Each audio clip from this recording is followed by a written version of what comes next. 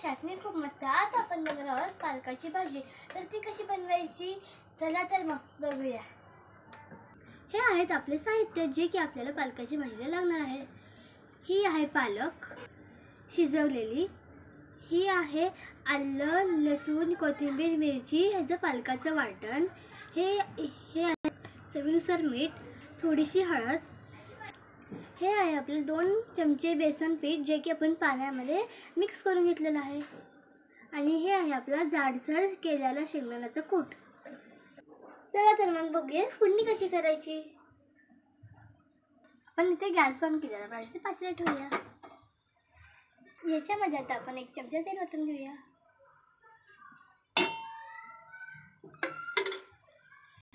आपले ते तेल तापलेलं आता आपण ह्याच्यामध्ये आपलं वाटण टाकून घेऊया.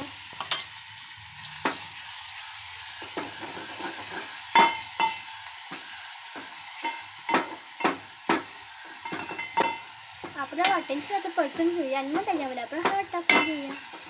आपण यामध्ये आता हळद टाकूया.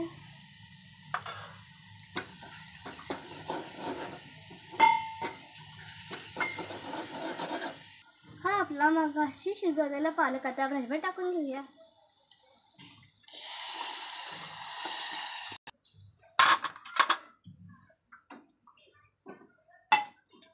आता आपण यामध्ये भागाशी मिक्स केलेलं आपलं हे बेसन पीठ टाकून घेऊया. आपण छान असं एकसारखं हलवून घेऊया. आपण ह्याच्यामध्ये बेसन पीठ का टाकायचं कारण का पालकाच्या भाजीला छान अशी एक ग्रेव्ही येते. आपली भाजी वाढवण्यासाठी आपण थोडं पाणी ऍड करूया.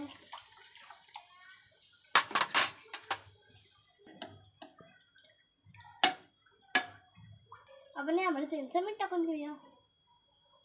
आता आपण एकसारखं हलवून घेऊया.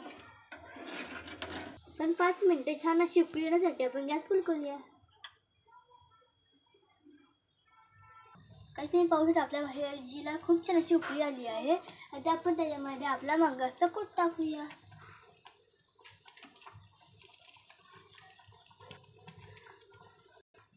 आता आपण मस्त असं हलवून घेऊया.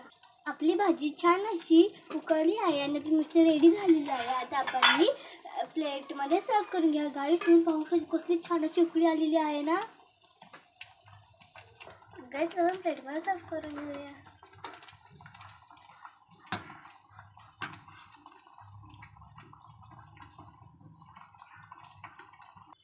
गाईस आपली पालकाची भाजी किती रेडी छान दिसतीये ना. बघा आपण त्याच्यामध्ये अशी बेसन पीठ टाकल्यामुळे आपली भाजी छान अशी घट्ट झालेली आहे. बघा. बाय गाईज, आपण भेटूया पुढच्या ब्लॉगमध्ये.